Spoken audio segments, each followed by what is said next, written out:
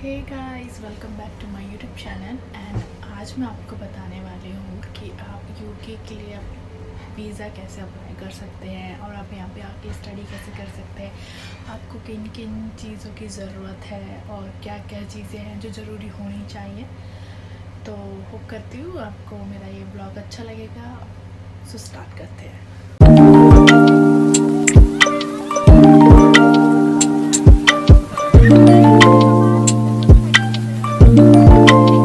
So guys, सबसे पहले हम मतलब लाइक मेन चीज़ों की बात करते हैं। पहले आपका होना चाहिए पासपोर्ट। वो तो आप बना ही लोगे, है ना, जब आप लोग अप्लाई करेंगे। बट अच्छा है कि आप लोग पहले ही बना के अपने पास रखें। दूसरी चीज़ है आपका जो रिकॉर्ड है, मतलब लाइक आपने क्या स्टडी करी है, उसके बीच में कोई गैप है या नहीं, या आपने स्टडी छोड़ ली थी, उसके बीच में आपने कोई जॉब करी है। तो मैं ना आपको ये सारी चीज़ें एक एक करके आपको समझाऊंगी, ठीक है। सो सबसे इम्पॉर्टेंट चीज़ होती है, अगर आप स्टडी वीज़ा में आ रहे हैं, ठीक है, स्टडी वीज़ा में, तो आपकी जो पीछे की पढ़ाई है वो कंटिन्यूसली होनी चाहिए। लाइक जैसे मैंने अप्लाई किया था तो मेरा 12th के बाद मैंने बीएससी किया था, देन मेरा एमएससी था, ओके। एंड देन उसके बाद मैंने 1 ईयर का कंप्यूटर कोर्स किया था। तो ये सारी चीज़ें मेरी रिकॉर्ड में थी, जो कि मैंने वहाँ पे दिखाई कि देखो मैंने ये सारी चीज़ें करी हैं। तो आप लोगों को भी ऐसे ही सारी चीज़ें सीरीज़ में रखनी है। आपके स्टडी के बीच में कोई भी गैप नहीं होना चाहिए, ठीक है। ये पहला मतलब पहली सिचुएशन है। जैसे मेरे साथ कभी कभी ऐसा होता है कि बहुत स्टूडेंट होते हैं, वो अपनी फैमिली के लिए लाइक थोड़ी प्रॉब्लम की वजह से अपनी स्टडी छोड़ देते हैं। तो क्या होता है, उनकी स्टडी के बीच में गैप आ जाता है, ठीक है। तो जब गैप आ जाता है उसकी वजह से आप कोई काम करते हैं, ठीक है, उसका कोई प्रॉब्लम नहीं है। अगर आपने पढ़ाई छोड़ दी, आप दोबारा पढ़ाई करना चाहते हो, कोई प्रॉब्लम नहीं है। बट इसमें एक चीज़ मेन होती है, आपके पास क्या होना चाहिए। लाइक आप किसी आपने 12th पास किया, ओके, आपने ना बीएससी करी ना एमएससी करी, कोई बात नहीं, बट आप किसी कंपनी में काम करने लग गए। लाइक बहुत लोग होते हैं वो दिल्ली जाके जॉब करने लग जाते हैं, बट आपके पास वो बैंक स्टेटमेंट होना चाहिए कि आपने कितने से कितने टाइम तक उस कंपनी में काम किया है। आपकी पूरी बैंक स्टेटमेंट आपके पास होनी चाहिए। आपका पूरा लाइक टाइम पीरियड उसमें देखा जाएगा कि आपने 12th पास किया, उसके बाद आपने ये किया, अब आप नहीं करना चाहते, अब आप पढ़ना चाहते हैं। तो यहाँ की गवर्नमेंट है वो कंटिन्यूटी देखती है कि यार ये इंसान करना चाहता है या नहीं, ठीक है। ऊपर से अगर आप अप्लाई कर रहे हैं तो बहुत अच्छा होगा कि अगर आपके मार्क्स अच्छे हैं, आपने बीएससी करी है, जितनी ज़्यादा डिग्री करी होगी तो उतने ज़्यादा यहाँ के लोग इम्प्रेस हो जाते हैं, जल्दी से वीज़ा दे देते हैं, ठीक है। तो ये है, लाइक 12th के बाद भी आप कर सकते हैं और बीएससी के बाद भी कर सकते हैं। इवन आपने एमएससी भी करी है ना, पर आप यहाँ पे मास्टर डिग्री करने के लिए आ सकते हैं। लाइक मैंने बीएससी करी है, एमएससी करी है, एंड देन मैं यहाँ मास्टर डिग्री करने के लिए आई हूँ और उसके बेसिस में मेरा वीज़ा है, ठीक है। अब हम दूसरी चीज़ की बात करेंगे। पहले तो पढ़ाई की बात हो गई, ठीक है, वो आप लोगों को समझ में आ गया होगा, ठीक है। अब दूसरी चीज़ हम जो बात करेंगे वो है, जो कि बहुत ज़्यादा इम्पोर्टेंट है, ठीक है। तो जो मनी है वो बहुत बड़ी दिक्कत भी है और बहुत मेन किरदार है। अगर आपके पास पैसे हैं सो तभी आपका ये जो प्रोसेस है वो चल पाएगा। क्यों? क्योंकि यहाँ पे जो यूनिवर्सिटी की फ़ीस होती है वो बहुत ज़्यादा होती है। चलो मान लो लाइक जो ग्रेजुएशन में आते हैं तो ग्रेजुएशन 3 साल का होता है, ओके। तो 3 साल में आपको 6 आपके सेमेस्टर हो गए, ठीक है, 6 आपके सेमेस्टर, आपको 6 सेमेस्टर में आपको 6 लाख रुपए फ़ीस देनी होती है। और ये वेरीज होती है कि कौन सी यूनिवर्सिटी में आप जा रहे हो, ठीक है। तो फर्स्ट ऑफ ऑल ये होता है कि आपकी फाइनेंशियल फाइनेंशियल आपकी प्रॉब्लम है या नहीं, तो इसको आपको सॉल्व आउट करना ही पड़ेगा, ठीक है।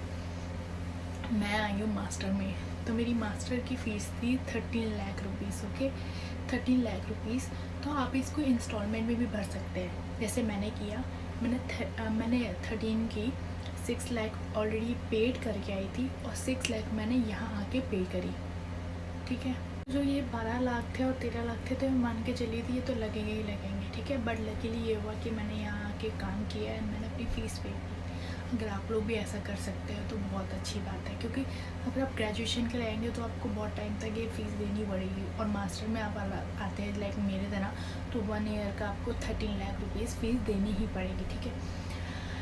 और इसके साथ साथ आपको फ़ीस देनी पड़ेगी, आपके अकाउंट में आपको दिखाना पड़ेगा कि आपके अकाउंट में 9-10 लाख रुपए हैं, क्योंकि यहाँ की गवर्नमेंट क्या करती है वो आपके सारी चीज़ें देखेगी कि अगर आप बाई चांस यहाँ आ गए और आपको जॉब नहीं मिली तो आपके पास इतने पैसे हैं कि आप बिना काम करे यहाँ रह सकते हैं कि नहीं, ठीक है। तो आपको 9-10 लाख रुपए आपके अकाउंट में भी रखने होते हैं, उनको शो करने के लिए कि भाई हमारे पास पैसे हैं, हम फाइनेंशियल बहुत अच्छे हैं, ठीक है। और साथ साथ में जब आप यहाँ आ जाते हो ना तो आपको ये 20 आवर्स देते हैं, ठीक है। 20 आवर्स देते हैं, इसका मतलब 2 दिन आप काम कर सकते हैं। और अगर आप लाइक हार्ड वर्कर हैं तो ऑफकोर्स आप यहाँ पे आके काम कर सकते हैं और उसको अपनी फ़ीस उसके साथ साथ दे सकते हैं। ये बहुत अच्छी चीज़ है जो यहाँ की गवर्नमेंट देती है। बट यहाँ पे हर चीज़ बहुत ज़्यादा एक्सपेंसिव है, तो बहुत ज़्यादा मैनेज करके चलना पड़ता है, ठीक है। अगर आप यहाँ आ गए तो सोचना भी मत कि घर वालों से पैसे मांगोगे, ठीक है। जो थर्ड चीज़ मैं आपको बताने वाली हूँ वो है प्रोसेस कि कैसे होता है, ठीक है। सबसे पहले आप जो पहले अप्लाई कर रहे हैं ना तो आपके पास अपने सारे डॉक्यूमेंट्स सब होने चाहिए, ओके, लाइक पासपोर्ट वगैरह सब। सो उसके बाद आप कोई एजेंट हायर करो, ओके। एजेंट से बोलो कि हमें लंदन स्टडी वीज़ा चाहिए, वो आपको सब कुछ बता देते हैं, सब कुछ। उनके पास हर एक चीज़ की डिटेल होती है। इवन अगर आपका कोई प्रॉब्लम है किसी पेपर वर्क को लेके तो वो आपको उसका भी एक दूसरा प्लान बताएगा, ऐसे नहीं तो ऐसे कर दो, वो हेल्प करते हैं। उनके पास बहुत सारी इन्फॉर्मेशन होती है कि कैसे कैसे करके आपके डॉक्यूमेंट पूरे किए जाए, ठीक है।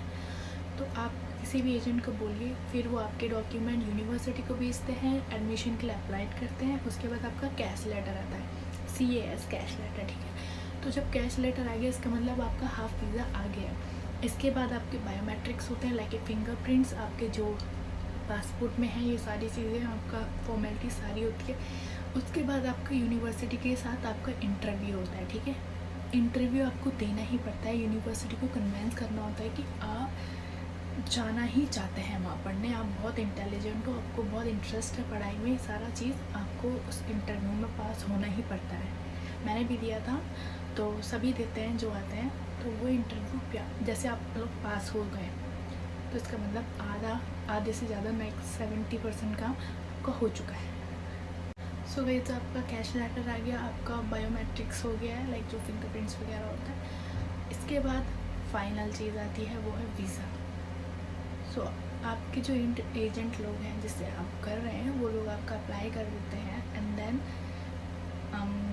7-8 दिन के बाद आपके बायोमेट्रिक्स होने के दिन, मतलब लाइक ये अब डिपेंड करता है कि आप ज़्यादा पैसे जल्दी करके आ सकते हैं, जैसे पोस्ट होती है, ठीक है।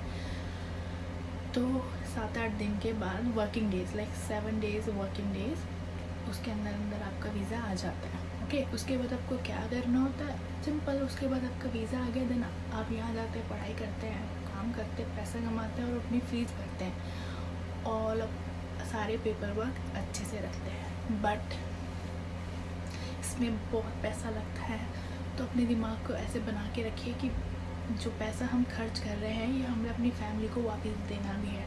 ऐसे नहीं कि आप यहाँ आ गए तो आप पैसे उड़ा रहे हो या कुछ भी। मैनेजमेंट करके रखो, आपको वो फीस पे करनी ही करनी है, नहीं तो यहाँ पे उसी टाइम वापस।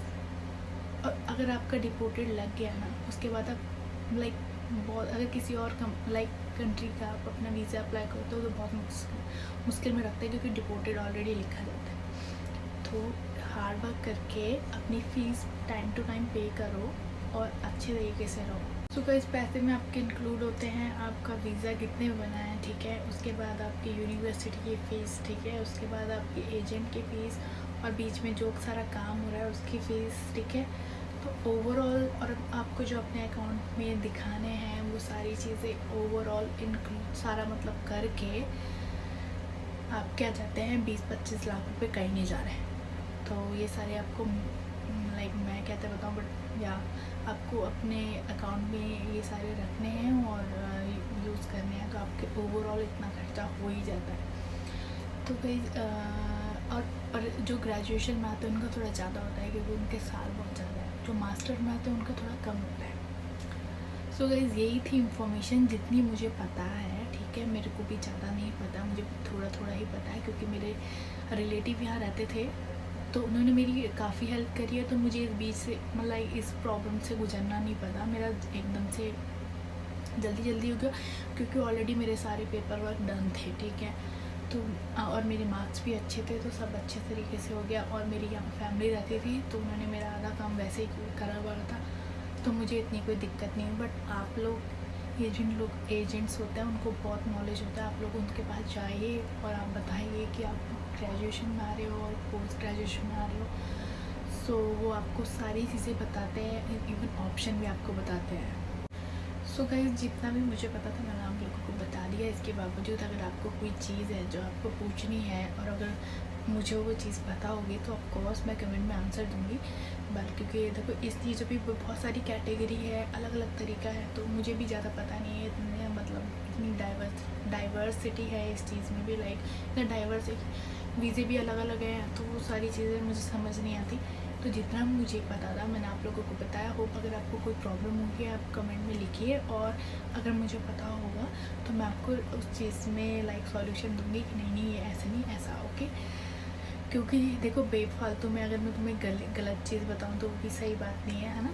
तो जितना मुझे पता है मैं आपको उतना ही बता सकती हूँ। आप लोगों ने बोला था कि वीडियो बनाओ, तो मैंने बनाया है अपने एक्सपीरियंस से। होप आप लोगों को अच्छा लगा होगा और आपको थोड़े आइडियाज़ मिले होंगे और थोड़ा दिमाग में आया होगा कि अच्छा ऐसे होता है।